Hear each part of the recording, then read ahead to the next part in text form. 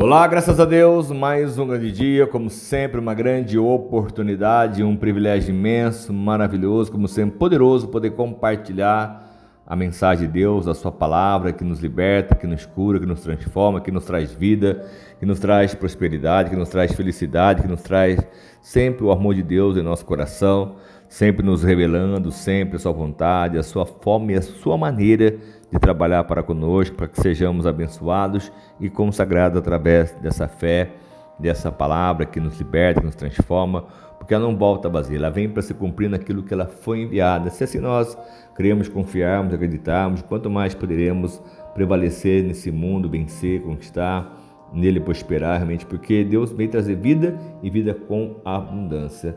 Como falamos ontem no capítulo 13 de 2 Samuel, a ira do rei contra Absalão cessou, pois ele se sentia consolado pela morte de Aminon. Uma situação que nós já falamos. A Tamar, a meia-irmã de Aminon, foi violentada por ele, a qual Absalão, que era o seu próprio irmão, guardou isso no coração por 2 anos, matou depois este irmão, o Aminon, e teve que fugir. Fugiu, foi para uma outra cidade, ele foi banido do reino. E aí então, olha só o que aconteceu em Samuel 14. O Joabe, filho de Zeruá, que era o capitão da guarda, percebendo que o rei estava com saudade de Absalão, mandou buscar uma mulher astuta em Tecoa. Ele disse: finja que está de luto, vista-se de preto e não se perfume. Ache como uma mulher que há algum tempo está de luto. Vá dizer ao rei essas palavras e a instruir sobre o que ela deveria dizer. Quando a mulher apresentou-se ao rei, prostrou-se, rosto em terra, em sinal de respeito, e lhe disse: ajuda-me, ó rei. Qual é o seu problema? Perguntou-lhe o rei, e ela respondeu: sou viúva. O meu marido morreu, deixando-me com 2 filhos. Eles brigaram no campo, e não havendo ninguém para separá-los, um acabou matando o outro. Agora todo o clã, toda a família levantou-se contra a tua serva, exigindo: entregue o assassino para que o matemos pela vida do irmão, e nos livremos também do herdeiro. Eles querem apagar a última centelha que me restou, deixando meu marido sem nome nem descendência na face da terra. O rei disse à mulher: vá para casa, eu mandarei que cuidem do seu caso. Mas a mulher Tecou lhe disse: ó rei, meu senhor, é sobre mim e sobre a família de meu pai que pesará a iniquidade. Não pesa a culpa sobre o rei e sobre o seu trono? Olha só o que ela disse para o rei. E o rei respondeu: se alguém ameaçá-la, traga-o a mim, ele não mais a incomodará. E ela acrescentou: peça então ao rei que, em nome do Senhor, o seu Deus, não permita que o vingador da vítima cause maior destruição, matando-me o outro filho. Olha só que história, a qual Joabe, ele instruiu essa mulher, a qual era muito astuta, ela tinha toda essa lábia para falar com o rei. E disse ele: eu juro pelo nome do Senhor que nenhum só fio de cabelo da cabeça de seu filho cairá. E disse então ainda a mulher: permita que a tua serva fale mais de uma coisa ao rei, o meu senhor. Fale, respondeu ele. Disse então a mulher: por que terá o rei agido contra o povo de Deus? O rei está se condenando com o que acabo de dizer, pois não permitiu a volta do que foi banido.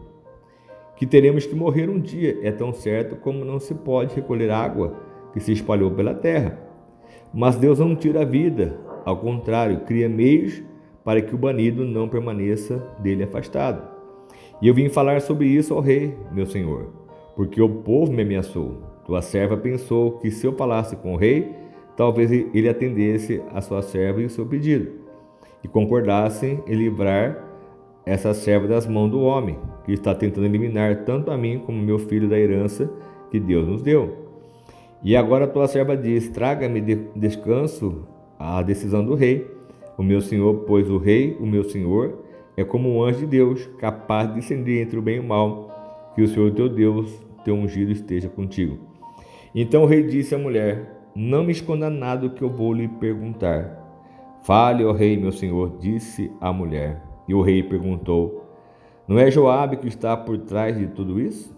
Olha só como o rei conseguiu discernir a situação da qual a história, a qual ela foi contar, parecendo ser dela, mas estava falando sobre o próprio rei que baniu o seu próprio filho.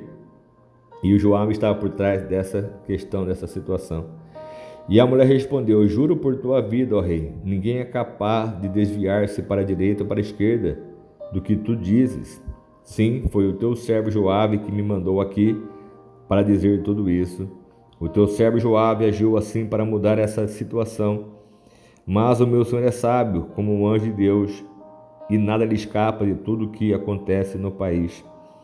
Depois o rei disse a Joabe: muito bem, atenderei esse seu pedido. Vai e traga de volta o jovem Absalão. Você vê que ele não chamou: traga de volta o meu filho Absalão. Traga o jovem Absalão. Joabe prostrou-se, rosto em terra, abençoou o rei e disse: hoje o teu servo ficou sabendo que vês com bons olhos, pois o rei atendeu o pedido do teu servo. Então Joabe foi a Gessur e trouxe Absalão de volta para Jerusalém. Mas o rei disse: ele irá para a casa dele, não virá à minha presença. Assim Absalão foi para sua casa e não compareceu mais à presença do rei. E em todo Israel não havia homem tão elogiado por sua beleza como Absalão. Da cabeça aos pés não havia nele nenhum defeito. Sempre que o cabelo lhe ficava pesado demais, ele o cortava e o pesava. Era 2,4 kg, segundo o padrão do rei.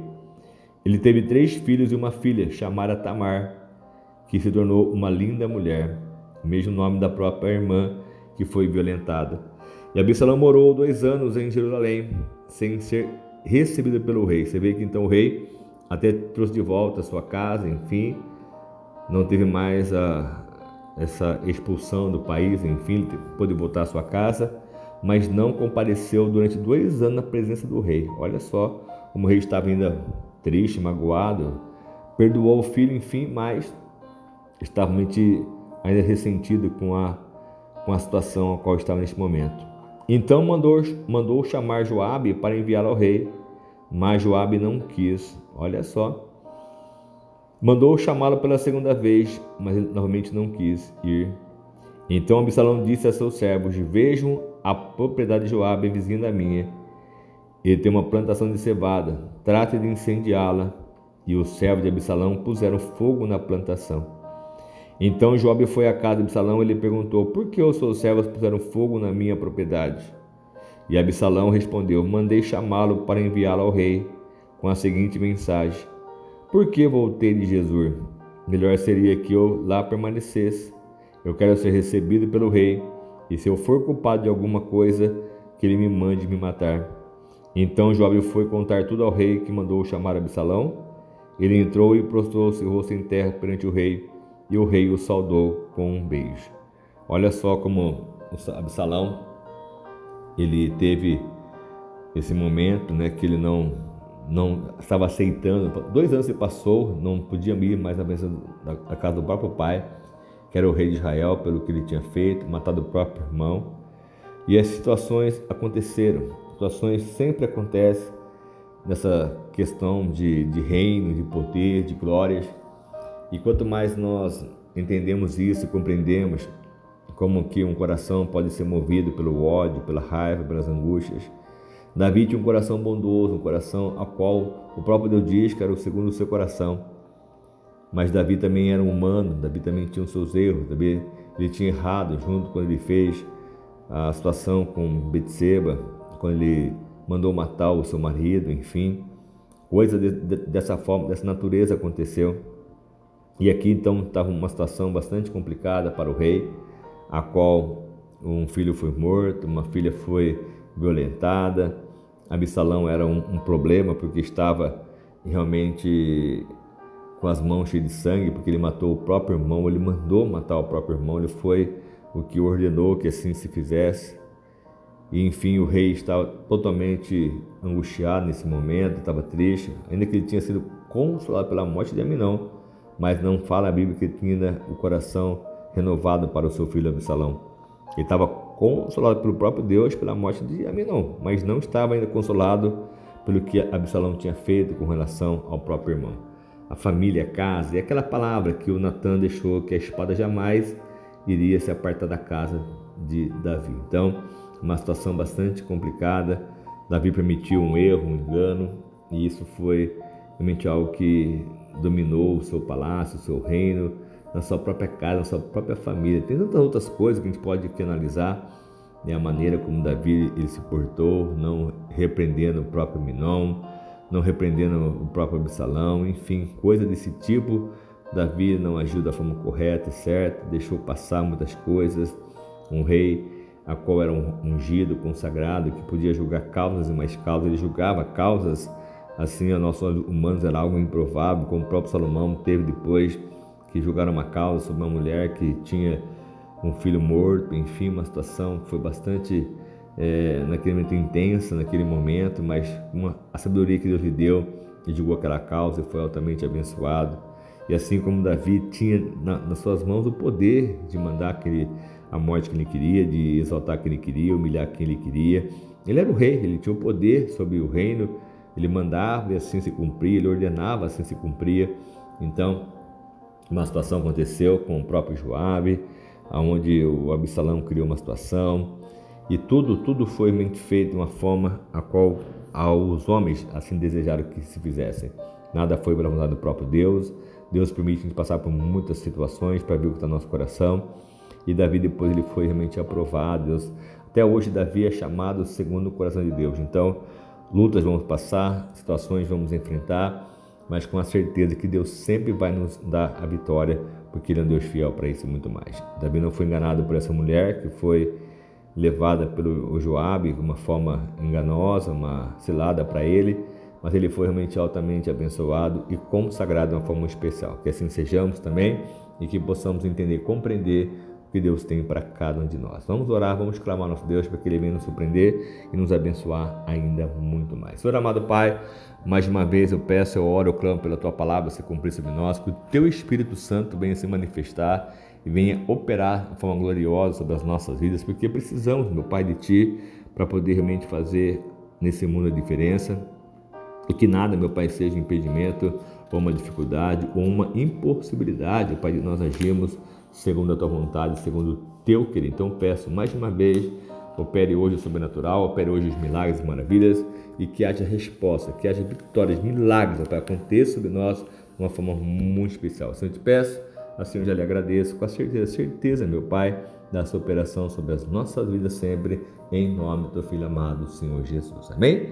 Deus abençoe muito a sua vida, a sua casa, a sua família, seus sonhos, propósitos e projetos que você tem no seu coração, na sua alma, e que nada seja um impedimento ou um obstáculo para que possa viver o melhor dessa terra sempre, em nome de Jesus. Amém? O que precisar, pode contar conosco. Nossa mensagem, orações. O que você precisar, pode contar sempre com Jesus, contar conosco e vamos poder te abençoar muito mais sempre, em nome de Jesus. Fica com Deus.